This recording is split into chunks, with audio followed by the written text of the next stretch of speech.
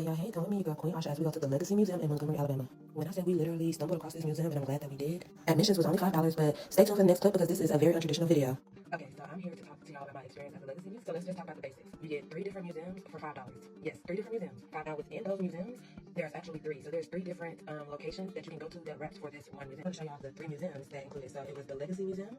Then it also included the National Memorial for Peace and Justice, excuse me, and the Freedom Monument Sculpture Park. For entering the museum, we were told that we could not record, and they said that was for the Legacy Museum and the National Memorial one. They did say that we could record at the Sculpture Park. We only made it through the Legacy Museum because we were going to the Jackson State versus Alabama State. With that being said, I say go when they first opened because it took us about from 11:30 to about 1 o'clock to get to the Legacy Museum, and we still didn't like fully get the full experience because we had other things. If I did not mention, we ran across this museum because we wanted to see the John Lewis sculpture that they had just put there, and we saw these pictures on the side of the building. We was like, what's this? It was the Legacy Museum. Also, I will add in that they have shuttles to go to each of these locations, so the locations are like within 5 minutes of each other. So if you want to drive, you can. If you want to ride the shuttle, you can. Also, since we did not complete the museum, we still can go back and go see the other 2. So the tickets are valid until used.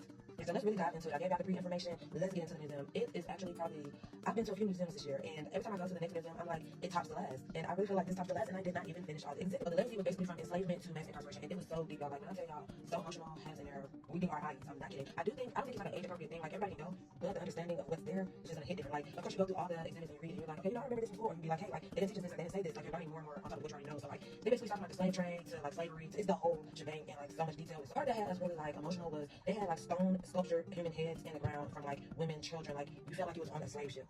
You felt like you were on a slave ship. Do you hear me?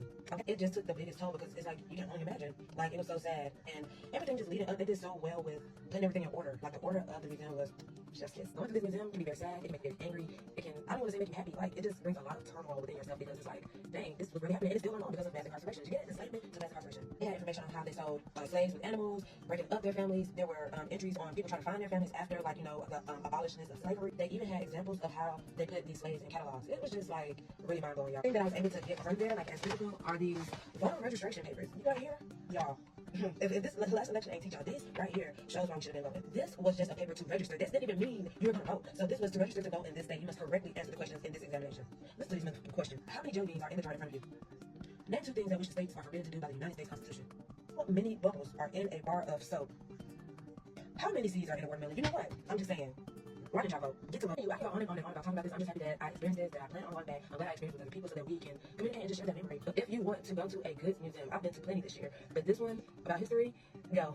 You know, y'all need to go. I'm not even kidding. Like, and I have to go back, and this was a great example. And they say the bigger one is in DC. I can go and make my way to DC.